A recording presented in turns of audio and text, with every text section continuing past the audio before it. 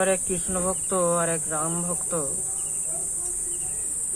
ভক্ত, এক কৃষ্ণ ভক্তের মধ্যে দেখা হয়েছে। রাম ভক্ত বলছে রাম রাম, কৃষ্ণ ভক্ত বলছেন জয় শ্রীকৃষ্ণ।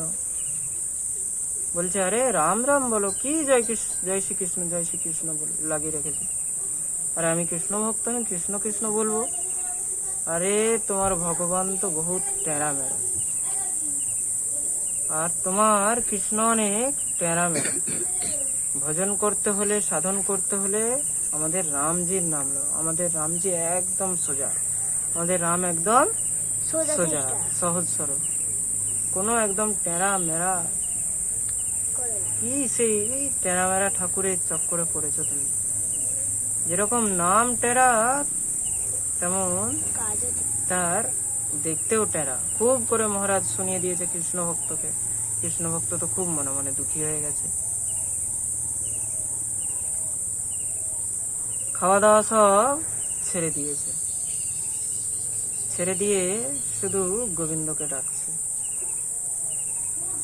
ভগবান দেখলেন একদিন হয়ে গেছে, দুদিন হয়ে গেছে, কিছু খাচ্ছে না, কারোর সঙ্গে কোনো কথা নেই, শুধু কাঁদছে। রাত্রিবেলা যখন শয়ন দিয়েছে গোবিন্দদেবকে, শ্রী গোবিন্দদেব মন্দির থেকে বেরিয়েছে। চুপচাপ বেরিয়েছে মহারাজ মন্দিরের বাইরে পড়ে আছে। মন্দিরে তার কাছে এসে বসেছে। কিরে, তুই এত কাঁদছিস কেন? যখনই সামনে দেখেছে সাক্ষাৎ শ্রী গোবিন্দ, দেখেই তো একদম চমকে গেছে। এই কি হলো প্রভু, আপনি এখানে? বলে 3 দিন ধরে তুই এখানে বসে কাঁদছিস, খাওয়া দাওয়া সবকিছু ছেড়ে দিয়েছিস। কি হয়েছে কি? একবার ভিতরেও ঢুকছিস না, না আমাকে দর্শন করছিস, না আমার কাছে আসছিস, শুধু কেঁদে কেঁদে আমাকে ডাকছিস। তাই আর আমি থাকতে পারলাম না। কি হয়েছে কি? বলে কি বলবো প্রভু, আপনার নাম নিয়ে না খুব কথা শোনালো এক সাধু। আমাকে যা পেরেছে তাই শুনিয়ে দিয়েছে। আমাকে যদি আমার কথা নিয়ে শোনাতো, আমার বিষয় নিয়ে শোনাতো, আমার দুঃখ হতো না। কিন্তু আপনার নাম নিয়ে আমাকে শুনিয়ে দিল। এই সংসারের মধ্যে আপনার নাম নিয়ে যদি আপনাকে নিন্দা করে, আপনার খারাপ লাগবে না? আপনি যাকে ভালোবাসেন তাকে নিয়ে যদি কেউ নিন্দা করে, কতটা খারাপ লাগে?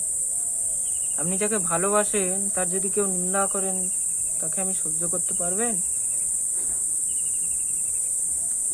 প্রেমের মধ্যে কখনো নিন্দা হয় না। যে আপনার নিন্দা করছে সে আপনার কখনো প্রেমিক হতে পারবে না। সে আপনার প্রেমিক কখনো হতে পারবে না। সে আপনাকে কখনো ভালোই বাসেনি। যে ভালোবাসবে সে নিন্দা করবে না। আর শুধু নিজে করবে তো ছাড়ো, কারো মুখে নিন্দা শুনবেও না।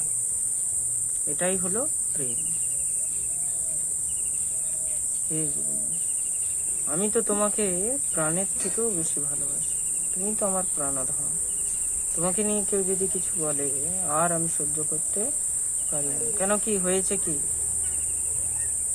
শ্রী রাম ভক্ত আমাকে অনেক কটু কথা শুনিয়ে দিল। তুমি এরকম টেরা মেরা, তোমার এরকম নাম টেরা, কাজ টেরা, তুমি টেরা মেরা। ভগবান বললেন কি হলো? আমি তাকে কোনো উত্তর দিতে পারলাম না। আচ্ছা তুমি একটা কথা বলো, তুমি এত টেরা কেন? তুমি একটু সোজা হতে পারলে না? যেরকম রাম সোজা, তুমি একটু সোজা হতে পারলে না? ও আচ্ছা, তাই নাকি? এই নিয়ে তুই চিন্তায় আছিস? বলছে হ্যাঁ, আমি কোনো জবাব দিতে পারছি না, আমি কিছু বলতেই পারলাম না, আমি খুব চিন্তায় আছি। আচ্ছা তুই 3 দিন ধরে খাসনিস, তুই আগে খা। আমার না খুব জল পিপাসা লেগেছে, একটা কাজ কর না। বলে আমাকে নিয়ে একটু জল খাইয়ে নি। বলে কোথায় পাবো? ওই তো পাশে কুয়া আছে, চল ওখানে গিয়ে একটু আমাকে জল খাইয়ে দে। সঙ্গে সঙ্গে সেখানে দৌড়ে গেছে, গোবিন্দকে সঙ্গে নিয়ে জল ভরার জন্য। যখনই বালতি ডালতে গেছে, কোণে ঠেলা মেরেছে, হড়বড়িয়ে বালতিটা নিচে পড়ে গেছে। এবার সেটা তো আরো চিন্তা হয়ে গেল,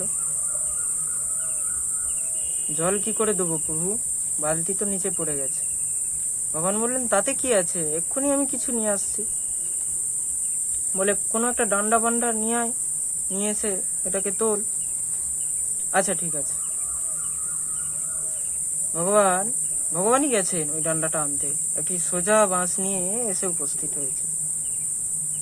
যখনই তার হাতে দিয়েছে, বলছে কি হলো এটা, তোমার মাথার মধ্যে এতটাও বুদ্ধি নাই, কুয়ো থেকে একটা বালতি বের করতে হলে সোজা ডান্ডা দিয়ে কখনো, সোজা বাঁশ দিয়ে কখনো বেরোয় না। ভগবান বললেন আচ্ছা তাহলে কি দিয়ে বেরোয়? আরে টেরা মারা কিছু ডান্ডা নিয়ে আসতে, কিছু একটা টারা মারা কিছু একটা নিয়ে আসতে আংটা। আর ভগবান বললেন আচ্ছা আচ্ছা তাই নাকি, ঠিক আছে। কোথা থেকে একটা টেরা মেরা ডান্ডা নিয়ে এসে বলছেন এই নে। যখনই মহারাজ সেই ডান্ডাটা দিয়ে সেই বালতিটাকে আটকে তুললো, সেটা নিয়ে গোবিন্দকে যখন জল খাওয়াতে যাচ্ছে, গোবিন্দ তখন বললেন যে কিছু বুঝলি? বলছে প্রভু এখনো আমি কিছু বুঝলাম না। আরে মূর্খ, আরে একটা সাধারণ কুয়া থেকে যদি বালতি বের করতে সোজা ডান্ডা কোনো কাজে লাগে না, এটা টেরামেরা ডান্ডা ঢুকাতে হয়। তাহলে এই সংসার ভবসাগর থেকে যদি কাউকে বের করতে হয়, সোজা হয়ে কিভাবে বের করবি? তেরা হয়ে বের করতে হবে। এই ভবসাগর থেকে মানুষকে তোলার জন্যে আমাকে টেরামেরা হয়ে আসতে হয়েছে। প্রেম সে বলো রাধে রাধে।